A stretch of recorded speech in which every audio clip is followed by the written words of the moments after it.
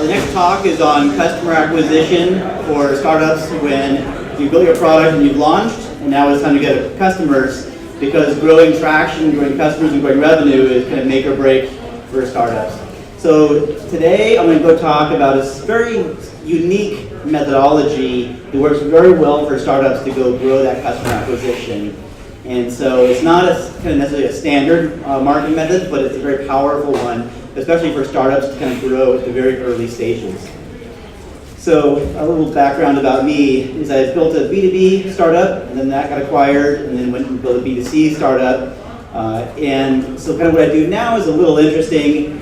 I kind of look for business founders, and I kind of pair up with them, and then I bring in a software engineering team that I have, and we go build things out. So after we get launched, the whole focus that I've had to focus on, and I'm sure you guys have too, is always on customer acquisition. Once you're launched, you got to always do the things to go grow the company and grow it swiftly towards profitability. Doing that's important to go turn profitable, or if you get funding, that revenue growth is pretty critical to go be able to raise capital, because that's the biggest make and break between raising capital and not.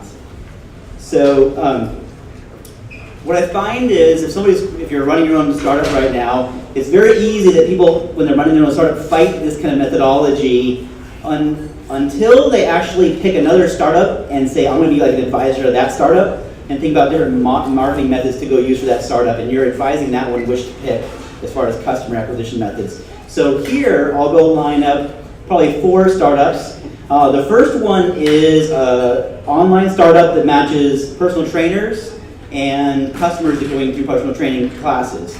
And so they need to go acquire the trainers and then also acquire the customers. And then the second one is a yoga studio owner, and then the software is for that yoga studio owner. And then the third one will be a GoPro camera. And then the fourth one will be think of a big enterprise startup. So it's a startup for a very large enterprise company for a SaaS product, maybe to run their sales team or something else. And so they got to kind of break into very rare kind of buyers in large corporations. So this methodology works for all of those. And so we go through the techniques. I'll have you kind of think of, would you advise a startup you're thinking about, like on a list like here, to go use this methodology or not? So first, I want to kind of map out the marketing, to train on online marketing to kind of go see how you would assess this. So on the top is the target customer you want to go sell to, and then on the bottom is your website's marketing site, your landing page. It has your learn about the products, sign up, and go monetize. So I want to kind of call out 2 spaces of the online community: link sites, and then there's online publishers. And so the way you're going to market this needs to be systematic. So the link sites are like Reddit and Hacker News, Tech Meme. There's quite a few of them. Inbound.org. There's a lot of them that they're very industry specific. So these sites tend to not be writing their own articles. They are having a collection of the hottest news in that industry or for that target audience in that space. And then they link off across to a whole bunch of publishers. So if you get onto this site, you're able to go get your target buyer and get in where they visit every day and get credibility there and have them bring over to your site.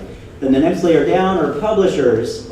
And then so here is TechCrunch is almost a site, and GeekWire are sites for the startup community. You have one of them is Gama Sutra, and that one's so Gama Sutra is an online publisher for news for game programmers in the game industry, game studios. And so everything that used to be offline magazines for marketing people like Adweek or this used to be a magazine, they now have online sites that have articles that are great for this industry and they're very well trusted. So eventually we'll show you how you can earn your way onto these sites and not do it as an ad basis. So the whole goal is to be able to pull your customers, kind of get them by the ear when they're on other sites, and then have them pull them through your site and then pull them through your sales funnel. And so it's kind of a holistic marketing approach. So we'll talk about kind of content pages on your website that can go beyond a certain topic. In this case, it's students looking for Harvard, and it has a video related to that and some paragraphs related to that. So we'll kind of talk about the process of pulling them through.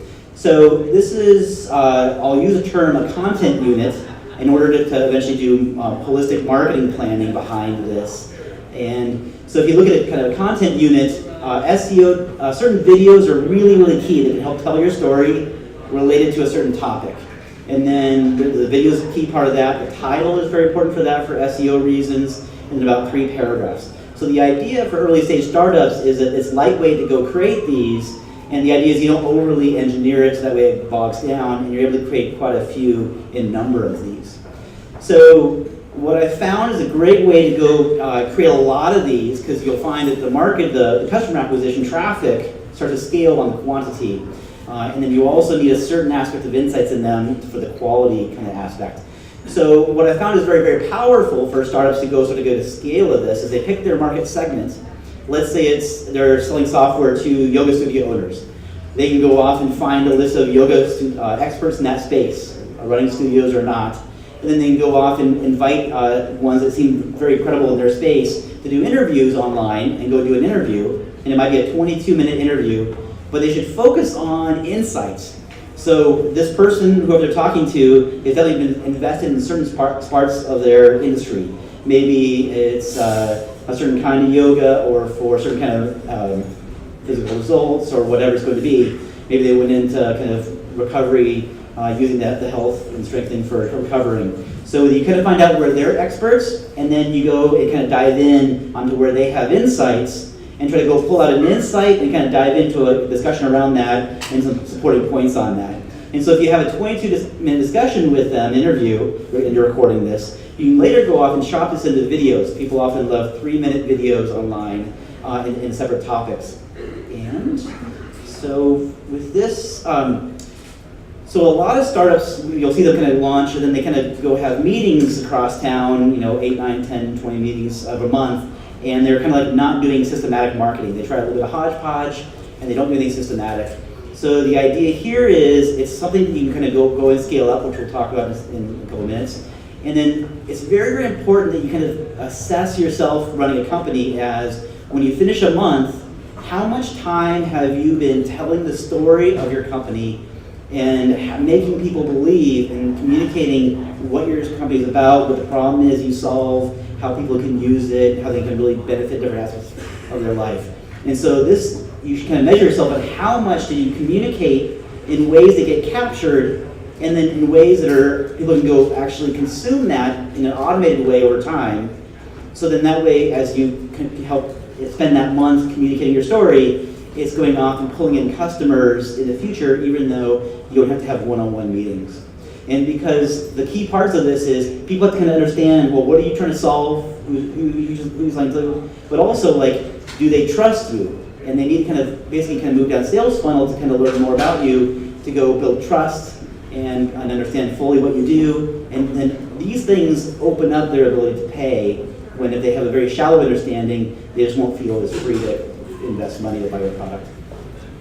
So Dave McClure in the Valley is a great online marketer, and he came up with a classic slide. So whenever I kind of want to point to people to every marketing channel online, his chart is pretty good. So yellow is customer acquisition to people who've never been to your site before. There's retention after they've been there once or twice, and you want to pull them back. And then you have referral, so one set invites in another set. And then the sales funnel is about having them learn more and more and build trust, so that way free customers turn into paying customers, and so on. And then you can upsell them over time. So what I've done is a whole set of those channels are paid, and for most startups, they might think you're in that until they find out that that's not profitable.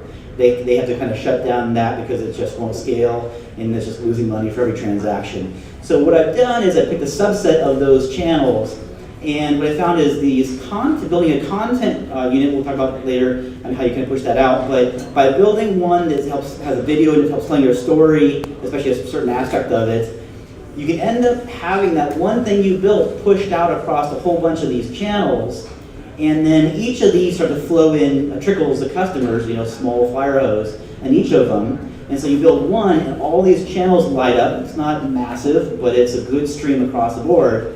And then that gets people to your site. And the great thing is when they've watched a video and you've talked about a topic that's really important for the industry, and then they kind of have seen partially into your product supporting that, then once they become educated in what you do and that you do it well, they jump.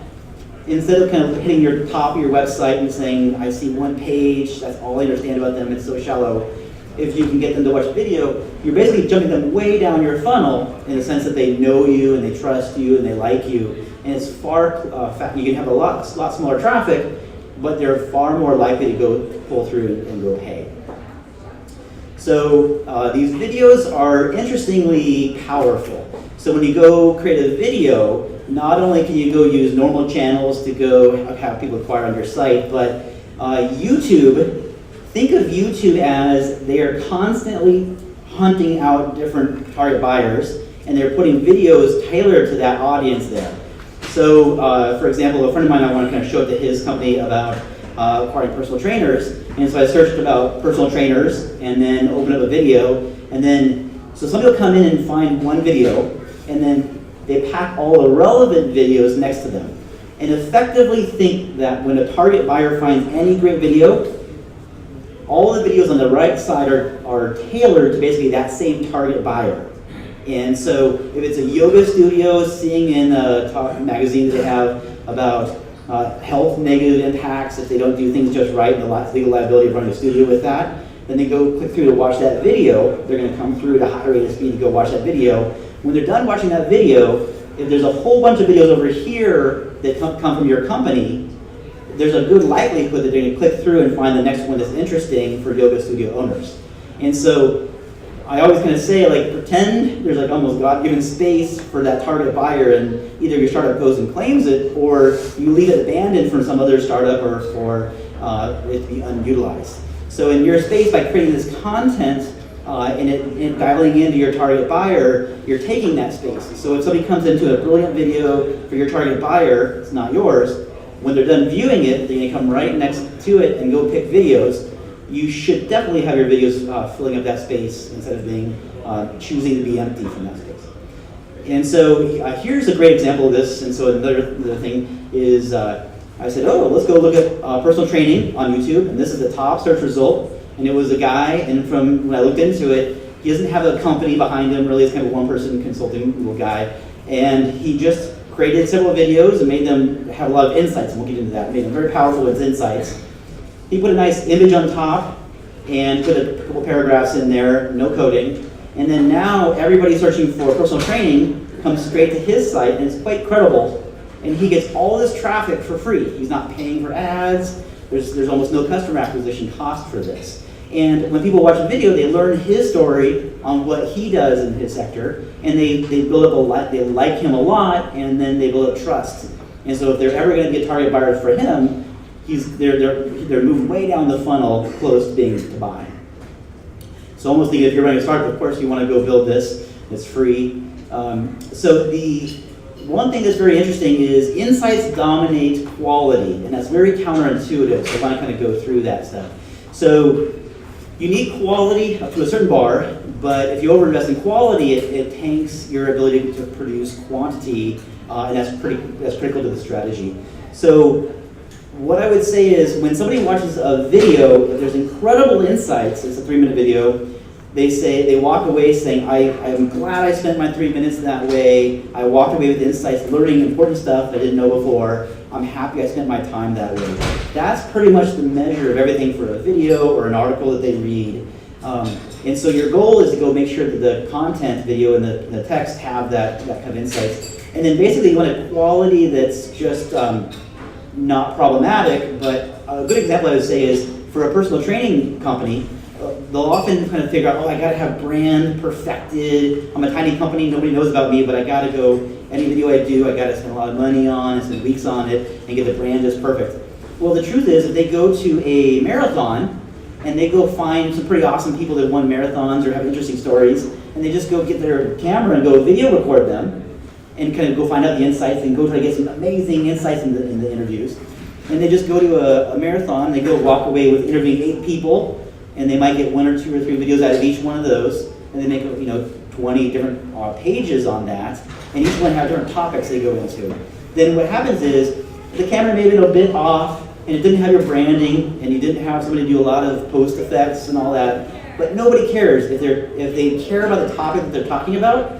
Then they're going to say, I love that video, and there they were at a real marathon, and they're talking to some expert in that space. they care that the expert's words are important.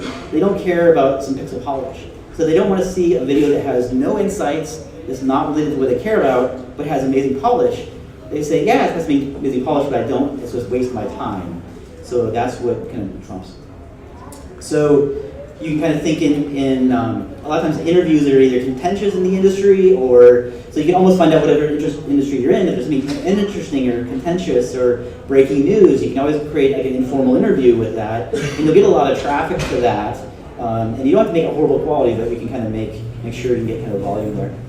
So creating them at scale is where the traffic scales up. And so one way to go, kind of the mentality is kind of try to have it, if it's a marketing day for that person, that they try to almost stay in the house almost all the time or in the office, and then they're basically setting online interviews to go interview people, and so they can go look at LinkedIn and go search for a large number of people that are like experts or people that have a lot of amazing, interesting insights in that space, and then go send out emails and see out who will go do an interview with them, and then they might have only 15, 20 people who reply, but that'll pack their schedule with interviews. And so if you look at it kind of from a numbers game, if they target trying to make 4 videos a day and articles that go with that, then they can go off and even if they do 1 or 2 interviews, they might get all the videos for that from one interview. Then they work hard on just heads down, do the interviews, cut the video up, publish it, write the 3 paragraphs per page, pick a good title, get it published. And in WordPress, you can just kind of do this very efficiently. Just work on getting that kind of heads down, crank it out, and call that a successful marketing day. And by doing this, if you end up having somebody hire dedicated to that, and we'll kind of go through that, you can get 80 videos a month. And so by getting that quantity up, that's where the large amount of traffic comes, and I'll kind of go into that. So if you're a startup, think that if you're tiny and you have almost no budget, it's just one person can start up or 2 or whatever, if your burn rate's less than 30K a month, then the startup founders may well do it themselves if they have the time.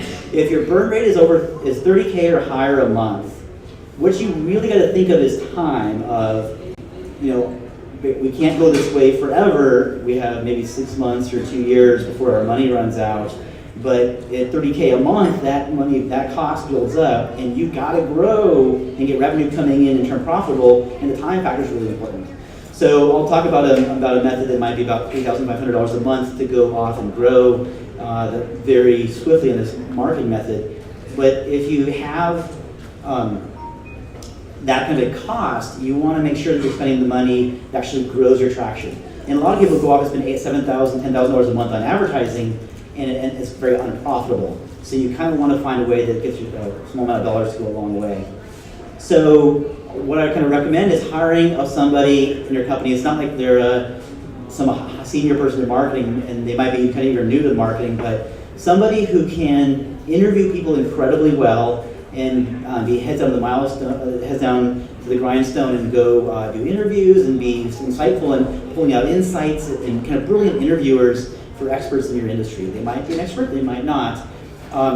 But here's almost a base price, and you might have your salaries be different, and they might grow over time. But like here's almost even the base cost if you hired one person, and if there's a kind of a bonus thing is they hit the quantity, you make sure they earn a bonus that bumps the salary much higher. And by doing this, the cost is under $3,500 per month to hire somebody, even if they're making the bonus every month. And compared to almost everything else you can do in marketing, it's cheaper than a lot of everything else you do in marketing, hiring a PR person or this or that. So when they are then focused on one person, heads down, 4 videos a day, that's 80 videos a month. I have some offline spreadsheets I can kind of send you guys afterwards, but if you look at 2 years, and every 5 months they hire one more marketing person. So they have one marketing for the first 5 months, grow revenue, then they hire the second person, then continue that for 2 years. They would have 6,720 videos at the end of 2 years.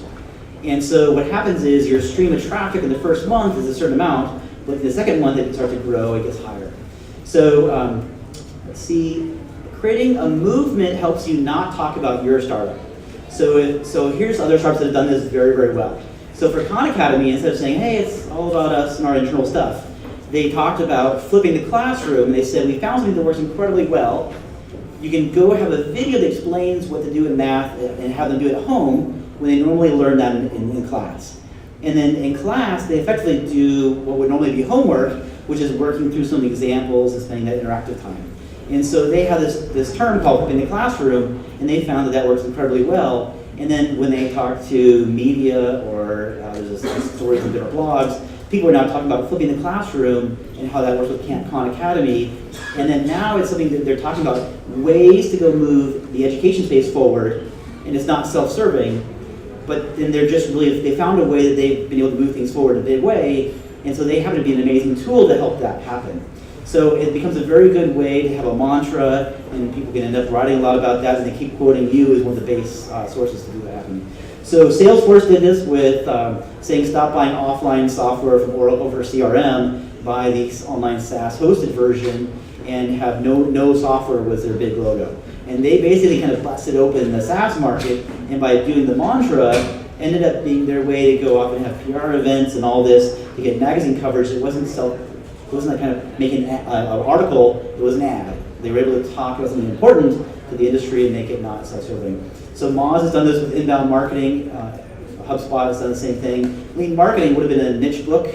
Very few people would have known, but once it's lean marketing, and there's a reason it's trying to move the industry forward, then people talk about it, and it becomes important almost beyond the company, and then that book or that company ends up being the poster child for that.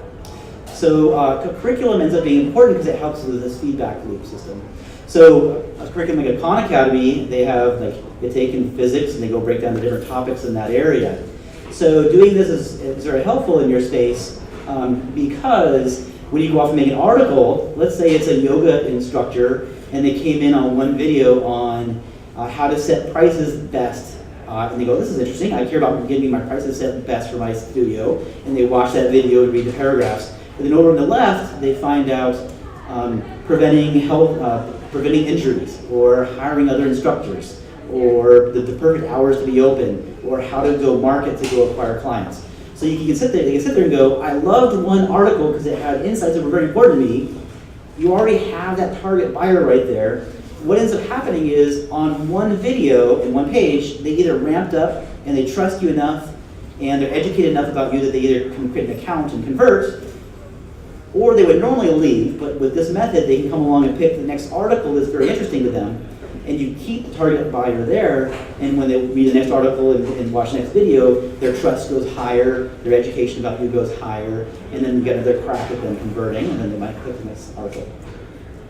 So then having an idea backlog is a great idea. So with this, you can have kind of whoever's running the company might have hired one marketing person eventually too, and then once a week they say, hey, let's brainstorm on ideas. What contentious things are happening in the industry? What shifts are happening that are challenging for people? What funny things are happening? What's happening in the news outside that's really impacting this industry?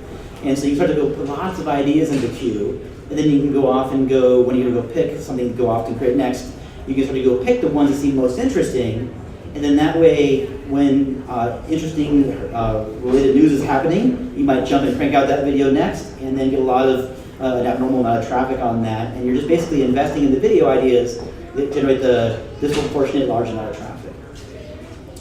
So here's a way to kind of earn your way to publishers and the link sites. So this one startup I was talking about that's acquiring personal trainers, and then people want to do training, and then helping do the matching and a whole bunch of great stuff there. I kind of pointed out to them, and I reminded them that the fitness section on Reddit has 4.5 million subscribers to that one area alone. So, that site was kind of running, and they weren't getting on, they've never got on here, and I was like, hey, you absolutely need to go off and make the content that earns your way here, and this is really important. And so, a startup should end up thinking is where are their niche areas on Reddit or wherever. And if it's a huge one, they might get on here 3-4 times a year, but that traffic, you need to not forego that traffic. If it's a very small niche area on Reddit, maybe it has 20,000 viewers, you might get there once a month. But the idea is you have to create incredible content, and maybe 95% of it won't be interesting enough to climb, but sooner or later you'll hit one that's funny, or the expert's amazing, or you got lucky, or whatever, or it takes off and you don't know why. but you can go submit some of the best ones here, and sooner or later they'll spike. And when I've done this before, in my previous startups, the traffic, you just don't want to miss it, and it's free. Free is the right cost, right? So your content will keep being a great way to earn your way here. So this is true for the link sites, all of them.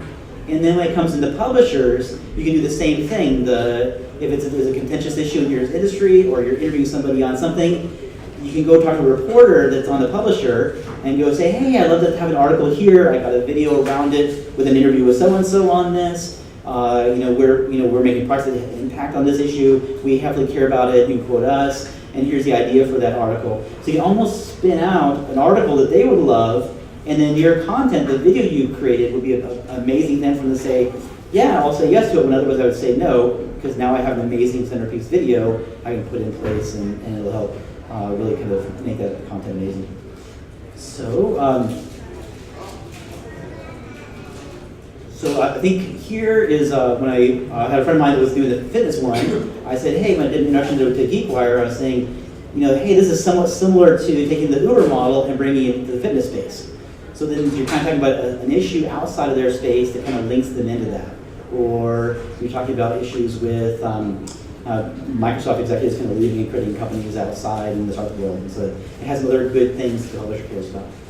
So the spreadsheet modeling, whenever you do, people are kind of new to creating startups, that have a product builder background, they often don't have a comprehensive view on marketing. And so it's easy for them people to kind of do a little hodgepodge and try a little bit of this, try a little bit of that, but have no comprehensive plan.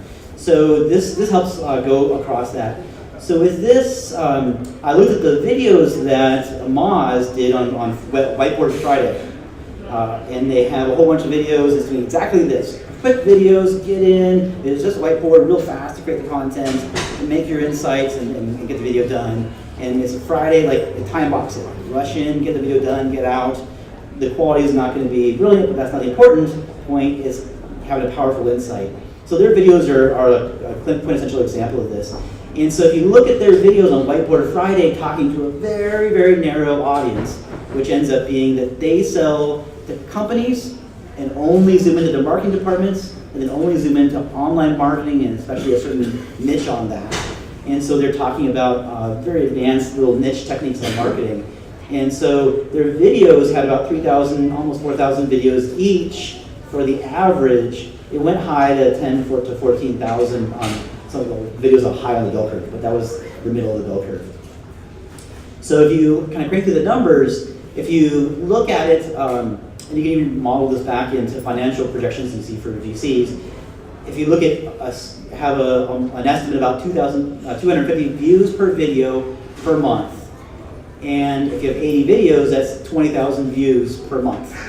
And so then you think about a conversion ratio, you'll end up kind of, you'll get the empirical data about month 4, but you kind of go find numbers that other companies often have. And so if you have a certain percentage of 20,000 people watch the videos, how many people go pull through and go sign up? Depends on how much your price point is, how high of a product will be, so it'll be unique to your industry. But then you can go find out how much revenue will end up being based on whatever traffic level it is. And so if one month ends up being a contribution to the newest month, October, of one person breaking out this many videos, having that much traffic contribution just from their new month of videos, you can start to go estimate it and do planning around that as time goes forward. So what's nice is when they work on January, they build those videos out. Then in February, they build out and finish the February videos. They get the traffic from the February videos, and then they also got the traffic from the January ones because they still sit there and they're still producing traffic. And so based on that, what's nice about this is when you have a spreadsheet, you can go dial in at about month 4, and you can go dial in what's my conversion ratio to revenue, what's my average views per video, and if your views per video isn't high enough, you may want to work harder on getting them, sending them out on Twitter accounts and other accounts. But you kind of go do that support of getting the videos out there and kind of find out which bottleneck is holding you back. And then once you find out, hey, if hiring one person is very profitable on my customer acquisition costs per customer on the traffic that they generate, you can decide when to go raise the number of employees you hire and kind of do that in a very controlled way and see when they're profitable. So the good thing is you can model the numbers about month 4. And so I'm having fun. I pick about 3 different startups and we build them out aggressively. And so we're very often focused on this side of it. So I'm gonna go kind of pull together a monthly meeting. It's all free, and I'll have spreadsheets and I'll share techniques across people doing this. But if anyone can always email me later and just kind of contact me. But I'll go build up spreadsheets and find out the techniques people are doing, find out their conversion ratios, find out their average views per video per month, and so on.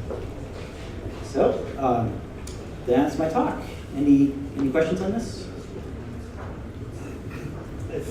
Are your slides published anywhere, or do you need to know? By the end of today, they will be on SlideShare. Bryan Starbuck is the account. Because there are a lot of information you just went through that. So. Yeah, so and so I'll try to record the video so that way we can people can kind of see it later, and I'll have this stuff the slides published. And later I'm going to go do all the metrics on. You can go plug in your estimated numbers, and it'll show you how it would cost over time, and then scale up and traffic and so on. Okay. I'm gonna have 2 questions. First question is, how do you ensure that you get new customers and not the repeat customers that are watching lots of your videos? And the second question, what if you have a local-based business, but you have viewers from all over the world and you honestly don't really care about because you can't deliver the service?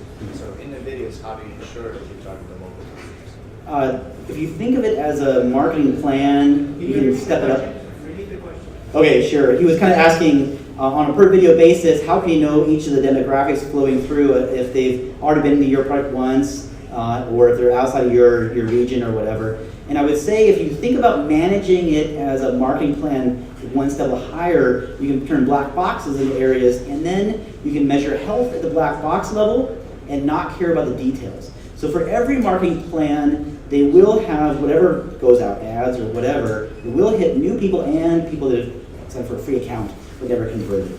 And basically that half that went to the people that are seen again are retention marketing. And there's value in that to certain degrees. So in the end, if you just figure out, if they crank an aggregate number of videos out in a certain month, and then I get this amount many people signing up as subscribers, and I can basically find out this many videos and this amount for a person in marketing equates to, if you're paying $3,500 for a person in marketing for a month and you get $12,000 in revenue out of it, then you almost don't care. You said that ratio is profitable, I can go hire 4 more people. And if it's not profitable and the number of videos they produce, the number of videos they produce is the big thing. If they don't get the execution culture down, it'll be really a small number and you got the wrong person. Or they just can't interview and get amazing insights and amazing interviews. And then they might not be the right person, you gotta make that change. But once they get the number of videos right, and you have about 4 months, then you can go find out how much revenue comes out. Then you can sit there and go, okay, we've built this up over 4 months. We now can divide into 4 months as how much the cost of the new month will contribute to revenue. And then also we can find the advertising cost. Then you can see health and you almost don't care. And it's actually good that you're actually nurturing people that see it before. Is that a good question? Yeah. Next question. I have a question on the amount of videos as well. Yeah. Aren't you afraid to create a clutter and dilute the quality of videos when you have a lot of videos with a certain amount of insights? And I think you have to kind of visualize insight. So the idea is you want your target buyer to say, was it good to spend the time on that 3-minute video or not? And so, and you'll often have it where there'll be different industries. So say there's personal trainers and one's for weight trainers, one's for weight builders, bodybuilders, one's for triathlon runners. So one of your videos will be about triathlons training and one's about bodybuilder training. So if somebody says, well, if I cared about bodybuilding, was that video amazing and worth my time? Or at least amazing enough, it was worth my time. As long as that's true, then it was a fine creation of that. And then basically, when you create a number of them, you will create this long tail curve that happens on the internet everywhere. It'll happen with marketing departments output everywhere, anywhere, anyway. You just basically let the ones, you'll get, some will be viewed a lot, and you often won't know why, maybe you don't care, but others will be viewed very little, and you almost don't care as long as you're producing 80, and you go, 15 of those carry almost 80% of the traffic, and the rest can go hide in the long tail curve. You almost don't care. You're just, okay, that's just how it is. we're often surprised by what takes off, but if you have the quantity come out and they're all packed with insights, then you tend to be pretty good. And what's great is, if you get somebody in there who's a bodybuilder, they'll go through the subset that they care about. And somebody else that's a marathon trainer, they'll go through the ones that they care about. And so you'll end up being maturing for different markets, and then that's kind of how it'll work. And so you're kind of going at the bigger markets first, and then you'll naturally flesh out the next markets. Yeah. So one thing to think about this is, think about this for a GoPro camera. If you're off and saying, I want to interview surfers and people doing base jumping, and they don't care that it was $30,000 on polished pixels in the video but boring. They care that you're interviewing this guy that just won the surfing competition, and then he's talking about all the great stuff that changes his life for the better. They'll watch that video and they'll respect your brand, even if it's a little shaky and the wind's blowing in the background and you're on the beach. Who cares? And then think of a high-end enterprise where it's a very rare targeted buyer. So I've seen some where it's like the procurement department, and it's generally the head of procurement that has to sign off on it, and a few people that will care. Well, if you go to those conferences and you go reach out to those heads of procurement and you're like, hey, we think you're a brilliant expert in this space. We want to interview you on this topic. They'll feel great being called an expert, and they'll probably give you 30 minutes for an interview over the web. And then you go off and you go find out, oh, you spent all your time in the military applying procurement for the military. Now let's go talk about government procurement. And they go off on all those deep insights and way beyond more than you have. And then you record that. Then basically you'll be able to push it out among that community. They will end up finding it over time. And you can kind of do that from yoga instructors to GoPro cameras for consumers to very high-end B2B companies. It scales pretty nicely. Is this methodology your one, or is it based on everything I can read about? I'm shaping it. What's that? Yeah, the question you asked is this methodology something that somebody else has done, or is it mine? I've been pulling it together, and I find several big hubs, and I'm like, oh, these hubs in isolation start small, starts from the beginning, just end up not being able to use. And so I'm basically pulling together about 5 big trends into one unified thing. And if people want to focus on customer acquisition, please link up with me. We'll just kind of share ideas, it's all free and all that, but kind of go nurture this stuff. And so Moz had the Whiteboard Fridays for a long time, and people copied that. So if you go look at Moz Whiteboard Fridays, it's just a brilliant example of this on that kind of interviews. Lower quality, high insights, and all that. And then for marketing, online marketing, the whole shift has been that advertising, there's a niche number of people that can actually be possible to be positive on advertising and then also scale and still be profitable on that cost. So it's a tiny number of startups that can ever kind of have advertising carry them. And so what you find is Moz.com and HubSpot has talked about the whole marketing space going towards inbound marketing. And so they used to be at SEO, but it's now like, forget SEO, you gotta build content. You'll often fight it, but you gotta build the content. And then the content, if you work it all right, then you'll end up having inbound conversations. So that way if you put out credible content, and it's not like you're advertising or hyper-focusing it that you want someone to go call you in 3 clicks, but it's more like you're pushing out high-quality content. Your target audience, when they look for content that's highly credible for their space, will end up finding yours, and you'll be one of the most credible space companies in your space, like GoPro Camera or Moz or whoever. Then they'll reach out to you and say, hey, I heard your story. I heard who you sell to. I am that person. I heard what you solve. I have that problem. I want that solved. Like, hell, I'll take my money. And so what's great is that inbound then ends up being the cost for the content creation, but then you get the traffic almost free at the back end. So most startups can't kind of apply this as a bigger scale. So normally it's like, if it's a big company, they can have a 50-person marketing team kind of work out the traditional way to do this with HubSpot.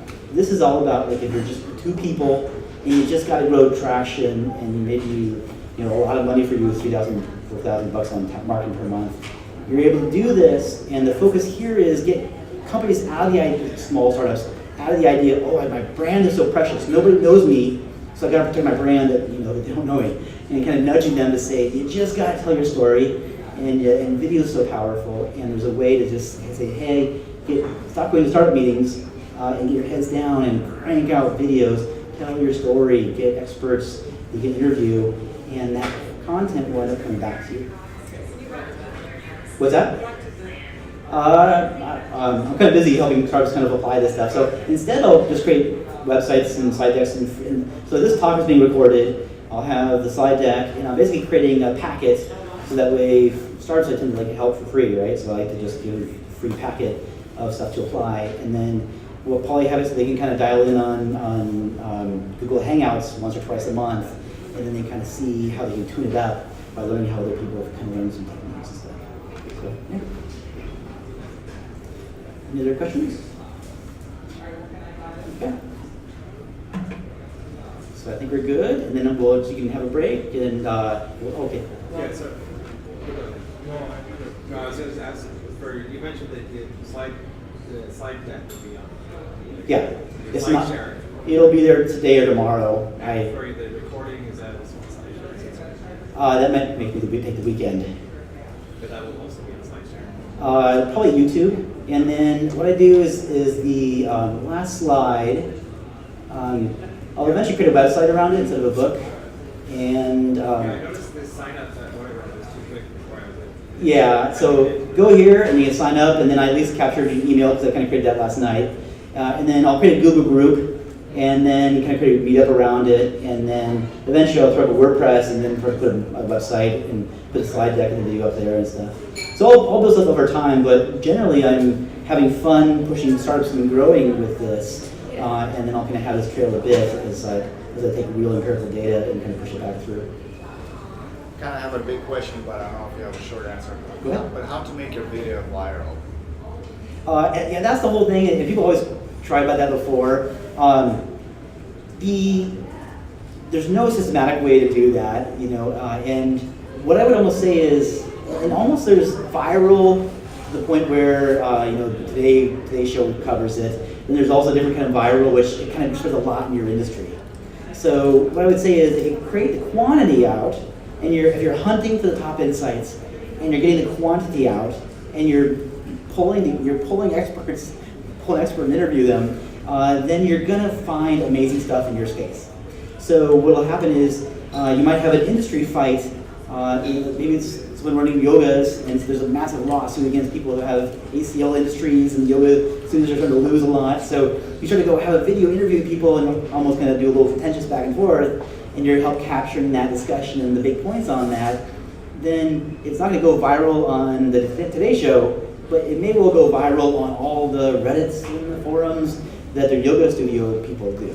So you can pretty much saturate your target audience, and it's okay. And it might be just basically think of spikes.